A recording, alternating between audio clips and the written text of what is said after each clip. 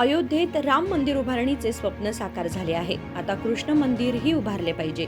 हिंदूंनी एकत्र येऊन आपल्याला मिळायला हव्या असलेल्या सर्व हिंदू मंदिरांची पुनर्प्राप्ती होईपर्यंत संघर्ष सुरू ठेवला पाहिजे, असे मत विचारवंत चक्रवर्ती सुलिबेळे यांनी व्यक्त केले. ते चिक्कोडी येथे आयोजित विराट हिंदू संमेलनात बोलत होते. राज्यात हिंदूंना पद्धतशीरपणे विभाजित करण्याचा कट रचण्यात आलाय. लिंगायत आणि वीरशैव धर्मांमध्ये फूट पाडण्याचा तसेच कन्नड आणि मराठी भाषिकांमध्ये तेढ निर्माण करण्याचा प्रयत्न केला गेला आहे, अशी ही टीका त्यांनी केली. ಎಲ್ಲ ನಾಗರಿಕರಿಗೆ ಮತ್ತು ಬಹುಶಃ ನನಗನ್ಸುತ್ತೆ ಚಿಕ್ಕೋಡಿಯ ಇತಿಹಾಸದಲ್ಲಿ ಇಷ್ಟು ದೊಡ್ಡ ಸಂಖ್ಯೆಯಲ್ಲಿ ಸೇರಿರುವ ತಾಯಂದರಿಗೆ ವಿಶೇಷವಾಗಿ ನನ್ನ ನಮಸ್ಕಾರಗಳನ್ನು ಸಮರ್ಪಿಸುತ್ತೇನೆ. ಬಹುಶಃ ನಿಮ್ಮನ್ನೆಲ್ಲ ನೋಡಿದ್ರೆ ಕಳೆದ 2.5 ವರ್ಷಗಳಿಂದ ಕರ್ನಾಟಕದಲ್ಲಿ ಒಂದಷ್ಟು ಜನ ಕೈಯಲ್ಲಿ ಮ್ಯಾಚಿಸ್ ಹಿಡ್ಕೊಂಡೇ ತಿರುಗಾಡ್ತಿದ್ದಾರೆ. ಬೆಂಕಿಪಟ್ಟಣ ಹೇಗೆ ಹಿಂದೂ ಸಮಾಜದ ಮೇಲೆ ಕಡ್ಡಿಗೀರಿ ಇವರನ್ನ ಸುಡಬೇಕು ಅಂತ ಕಾಯ್ಕೊಂಡೇ ತಿರುಗಾಡ್ತಿದ್ದಾರೆ. 2.5 ವರ್ಷಗಳಿಂದ ನಿರಂತರ ಪ್ರಯಾಸ ಮಾಡಿದ ನಂತರವೂ ಚಿಕ್ಕೋಡಿಯಲ್ಲಿ ಒಟ್ಟಾಗಿ ಹಿಂದೂ ಸಮಾಜದ ಎಲ್ಲ ಪ್ರಮುಖ ಸಮಾಜಗಳು ಒಂದು ಕಡೆ ಸೇರಿವೆ ಅಂತಂದ್ರೆ ಇವತ್ತು ಟೆನ್ಷನ್ಗೆ ಬಿದ್ದಿರ್ತಾರೆ ಬಹಳ ಜನ. ಅದರಲ್ಲೂ ಸೇರಿರುವ ತಾಯಂದರನ್ನ ಕಂಡಾಗಂತೂ ಅನೇಕರಿಗೆ ಯಾವ ಪರಿ ಟೆನ್ಷನ್ ಆಗಿರುತ್ತೆ ಅಂತಂದ್ರೆ ಹಿಂದೂ ಸಮಾಜದ ಈ ಒಗ್ಗಟ್ಟು ಯಾರ್ಯಾರಿಗೆ ಸಹಿಸ್ಲಿಕ್ಕಾಗದಿಲ್ವೋ ಅವರಿಗೆ ರಾತ್ರಿ ನಿದ್ದೆ ಹಾರು ಹೋಗುತ್ತೆ. ನನಗೆ ಬಹಳ ಸಂತೋಷ ಇದೆ. ಅಧ್ಯಕ್ಷರು ಬಹಳ ಚೆನ್ನಾಗಿ ಹೇಳಿದ್ರು. ಇದು ಬೆಳಗಾವಿ ಜಿಲ್ಲೆಯ ಮೊದಲನೇ ಕಾರ್ಯಕ್ರಮ. ನನಗೆ ಗೊತ್ತಿರುವಂತೆ ಕರ್ನಾಟಕದಲ್ಲೂ ಆರಂಭದ ದಿನಗಳ ಮೊದಲ ಕಾರ್ಯಕ್ರಮ ಇದಿರಬಹುದು ಅಂತ ನಾನು ಭಾವಿಸ್ತೀನಿ.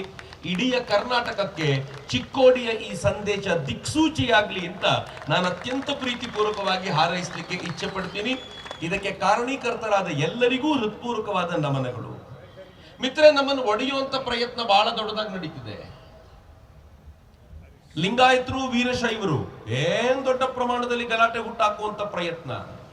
ಈ ಕಡೆ ಲಿಂಗಾಯತರಿಗೂ ಅದು ಬೇಕಾಗಿಲ್ಲ, ಆ ಕಡೆ ವೀರಶೈವರು ಅಂದ್ಕೊಳ್ಳೋರಿಗೂ ಬೇಕಾಗಿಲ್ಲ. ಮಧ್ಯೆ ಕೆಲವರಿಗೆ ಬೇಕಾಗಿದೆ, ಅವರ ಆ ಪ್ರಯತ್ನವನ್ನು ಮಾಡ್ತಿದ್ದಾರೆ. ನಮ್ಮ ನಡುವೆ ಕನ್ನಡಿಗ ಮತ್ತು ಮರಾಠಿಗ ಎಂತ ಭೇದ ಮಾಡುವಂತ ಪ್ರಯತ್ನ. ಆ ಪ್ರಯತ್ನಕ್ಕೆ ಒಂದಷ್ಟು ಜನ ಹಿಂದೆ ಬಿದ್ದಿದ್ದಾರೆ. ಅದು ಕನ್ನಡಿಗರಿಗೂ ಬೇಕಾಗಿಲ್ಲ, ಮರಾಠಿಗರಿಗೂ ಬೇಕಾಗಿಲ್ಲ.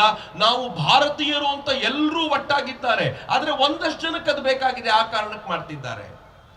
ಇನ್ನು ಕೆಲವರಿದ್ದಾರೆ, ಮಾತನಾಡುವಂತವ್ರು ಯಾರ್ಯಾರಿದ್ದಾರೋ, ಒಗ್ಗಟ್ಟು ಮಾಡುವಂತವ್ರು ಯಾರ್ಯಾರಿದ್ದಾರೋ ಅವರನ್ನೆಲ್ಲರನ್ನೂ ಕೂಡ ಹೇಟ್ ಸ್ಪೀಚಿನ ಅಡಿಯಲ್ಲಿ 5 ರಿಂದ 7 ವರ್ಷ ಬಂಧಿಸಿ ಜೈಲಿಗೆ ಕಳಿಸ್ತೀವಿ ಅಂತ ಹೆದರಿಸಿ ಮನೆಯಲ್ಲಿ ಕೂರಿಸಬೇಕು ಅಂತ ಒದ್ದಾಡ್ತಿದ್ದಾರೆ.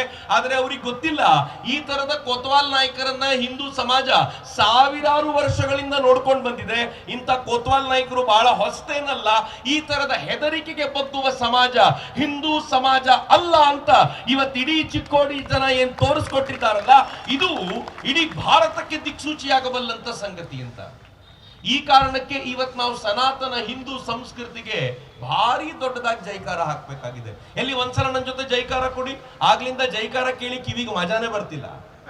भाजप नेते जगदीश कवडीमठ यांनी भाषणात सांगितले की शत्रू राष्ट्रे भारताविरुद्ध कट रचत आहेत, परंतु हिंदूंच्या एकजुटीमुळे त्यांना काहीही करता येत नाही. ನಾವೆಲ್ಲರೂ ಹಿಂದೂ, ನಾವೆಲ್ಲರೂ ಒಂದು ಎನ್ನುವಂಥ ಭಾವನೆಯನ್ನ ಇಲ್ಲಿ ತೋರಿಸಿಕೊಟ್ಟಿದ್ದೀರಿ ಅಂತೇಳಿ ಅತೀವ ಹೆಮ್ಮೆಯಿಂದ ಹೇಳ್ತೀನಿ. ವಿಶೇಷವಾಗಿ ನಾವು ಭಾರತೀಯರಾಗಿ, ಹಿಂದೂಗಳಾಗಿ ದೇಶದಲ್ಲಿ ಪಕ್ಕದ ರಾಷ್ಟ್ರಗಳಲ್ಲಿ ಏನಾಗ್ತದೆ ಅನ್ನೋದನ್ನು ಕೇವಲ ಮೊಬೈಲ್ಗಳಲ್ಲಿ, ಸೋಷಿಯಲ್ ಮೀಡಿಯಾಗಳಲ್ಲಿ ನಾವು ಕಾಣ್ತಾ ಇರ್ತೀವಿ. ಅವತರ ಬಗ್ಗೆ ಹೆಚ್ಚಿನ ಮಾಹಿತಿಗಳನ್ನ ತಾತ್ಕಾಲಿಕವಾಗಿ ತಗೋತೀವಿ. ಆದರೆ ವಿಶೇಷವಾಗಿ ಹೇಳ್ತೀನಿ, ಭಾರತವನ್ನು ಯಾವ ರೀತಿಯಾಗಿ ಮುಗಿಸ್ಬೇಕು ಅನ್ನುವಂಥ ಹವಣಿಕೆ ದೇಶದ ಒಳಗೂ ಮತ್ತು ಹೊರಗೂ ಕೂಡ ಇವತ್ತು ಹವಣಿಕೆ ಪ್ರಾರಂಭ ಆಗಿದೆ.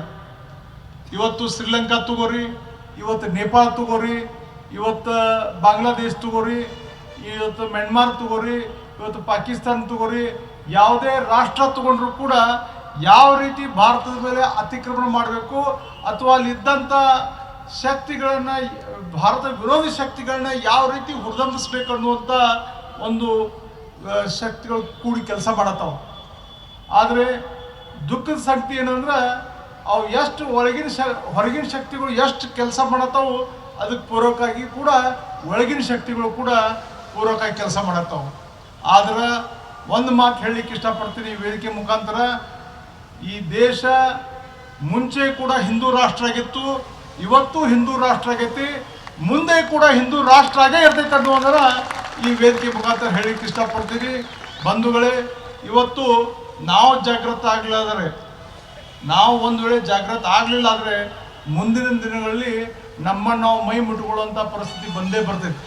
ಅದಕ್ಕೆ ಎಚ್ಚರವಾಗಿ ನಮ್ಮಲ್ಲಿರುವಂಥ ಭಾವನೆಗಳನ್ನ, ಅನಿಷ್ಟ ಭಾವನೆಗಳನ್ನ ತೊಡೆದು ನಾವೆಲ್ಲರೂ ಒಂದು ನಾವು ಕೆಳಜಾತಿಯವರು ಮೇಲ್ಜಾತಿಯವರು ನಮ್ಮಲ್ಲಿರುವ ಒಳಪಂಗಡಗಳನ್ನ ಎಲ್ಲರೂ ಮರೆತು ಎಲ್ಲರೂ ನಾವು ನಮ್ಮ ಸಂರಕ್ಷಣೆಗಾಗಿ ಈ ಹಿಂದೂ ಸಮಾವೇಶಗಳನ್ನ ಇವತ್ತು ರಾಷ್ಟ್ರೀಯ ಸ್ವಯಂ ಸೇವಕದ 100 ವರ್ಷಗಳ ಇತಿಹಾಸವನ್ನು ನಾವು ಸ್ಮರಣೆಗೆ ತೆಗೆದುಕೊಂಡು ನಗರದಲ್ಲಿ ಇವತ್ತು ಬೆಳಗಾವಿ ಜಿಲ್ಲೆಯಲ್ಲಿ ಪ್ರಪ್ರಥಮವಾಗಿ ಇಲ್ಲಿಂದನೇ ಪ್ರಾರಂಭ ಆಗೈತಿ.